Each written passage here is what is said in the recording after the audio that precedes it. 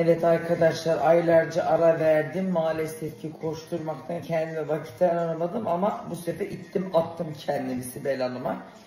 Şimdi saçlarıma çok güzel bir vitamin protokolü uygulanacak. Daha önce biliyorsunuz yaptırmıştım ama çok ara verdim.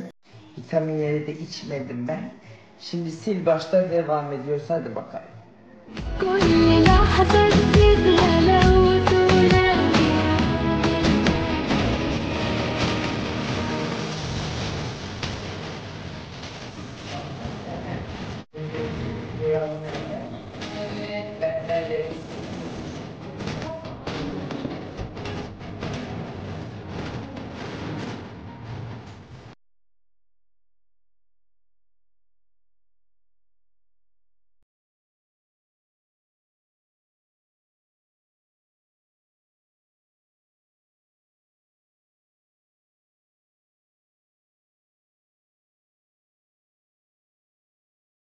Ben hangi birizde yetiştim? Zaten canım çıkmış. Bir de efim tuttu benim.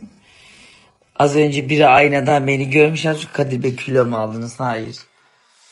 Tamamıyla efim şişkinliği şu anda gümbür gümbür geliyor. Bir iki saat sonra beni serumlu görürseniz şaşırmayın. Amcamın kızı geldi şimdi de beline bir kemer takmış. Aha böyle bir yılan işareti var.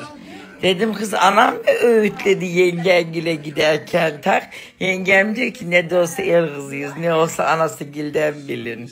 Bilinmeyecek gibi mi? Aha böyle bir yılan tokası. Benim annem sap anlamıyor hiçbir şeyden. Ben hemen mesajı aldım.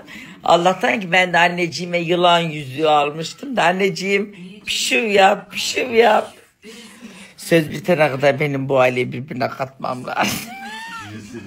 لما ترجعوا منادي على الصعيدي وبناخذ في البورسعيدي والشباب الاسكندراني لما ترجع وانا هادي مع السوهاجي والجناوي والسيناوي والمحلاوي اللي مية مية والنوبة الجمال ما توصلش السويسات من يا هيصة كده والاسماعيلاوية يا مكان. Ütüyü fişe taktım. O ısınana kadar takım elbisemi ütüleyeceğim. Ben gideyim bir serum takılayım geleyim çünkü benim sancım aldı başını gidiyor. Kör olmayasıcı FMF geldi bugün de beni buldu. En azından takım elbisemi de seçtim. Serumumu takılayım, ağrım da geçsin, geleyim ütümü yapayım.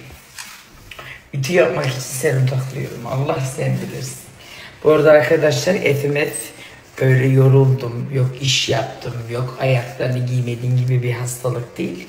Genetik bir hastalık. Ve maalesef ki köküne sürdüğüm süylerde gelmiş bir beni bulmuş. Seçili demek ki arkadaşlar. Rabbim tarafından seçilen bir kulum. Bir tek bende var, o yüzden sancısını bir tek ben çekiyorum.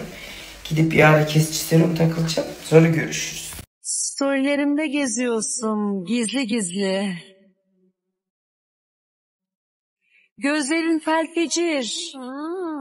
Maşallah de kız sinsi. Ben doğuştan idmanlı.